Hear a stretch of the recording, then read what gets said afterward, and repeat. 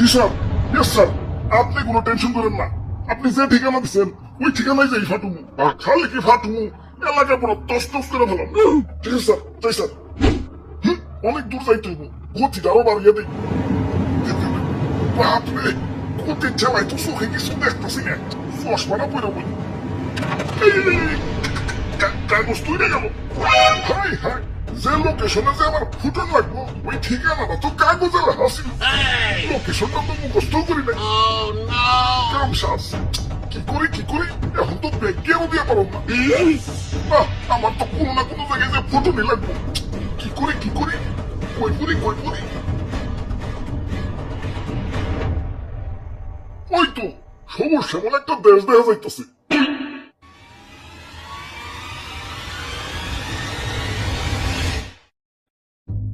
ভাই যাইতে দেন ভাই, দেরি হয়ে যাইতেছে। আব্বে হালায়, তুমি কোন এসে দেখছো চাঁদা পয়েন্ট, চাঁদা ছাড়া ঢুকতে তুমি যাবো না। ওরে বাপুরে, ইয়া চাঁদা দেও আর আগে বাড়াও। চাঁদা তুলেন কেন ভাই, এটা তো ঠিক না ভাই। এত কথা না কইয়ে চাঁদা দিয়ে বিদায় হও। পিছে সিরিয়াল লাগছে দেখো না।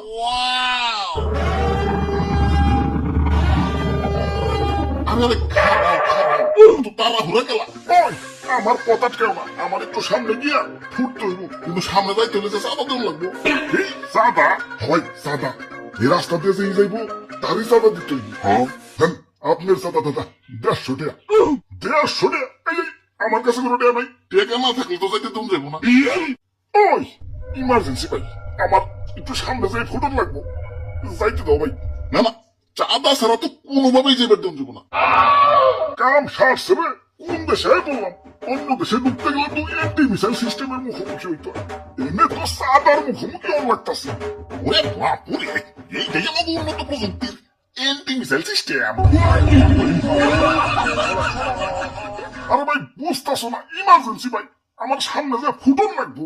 বিশ্বাস করো ভাই, আমি তোমাকে দেশে ঢুকতাম না ভাই। খালি যে টার্গেটে যে আমার ফুটন লাগবো ওই ঠিকানাটাই হারিয়ে ফেলাইছে। এখন এটাই আমার জীবন। লঞ্চ করার পর আমার ফুটনই লাগবো। যাইতে দাও ভাই, যাও। না করছে কেনা চাঁদা দিয়ে জেনে মনে হেনে যায় ফুটুকা। খালি শপিং মলটা বাদ দিয়ে, কারণ বাঙালি 99% এখন শপিং মলেই। ওরে বাপুরে, ইয়ে চাঁদা দেও আর আগে বাড়াও।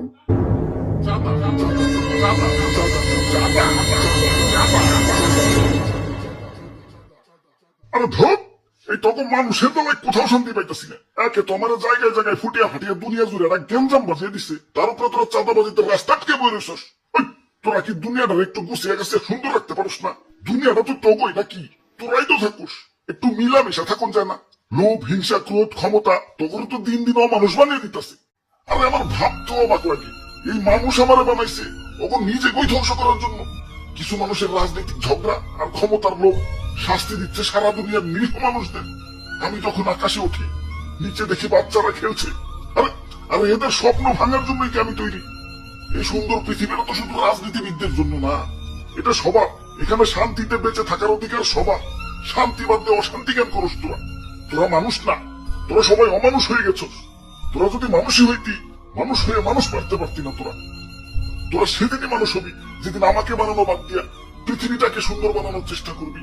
তোরা সেদিনই মানুষ হবি যেদিন আমাকে বানানো বাদ দিয়া নিজের ভাইদেরকে বুকে টেনে নিবি।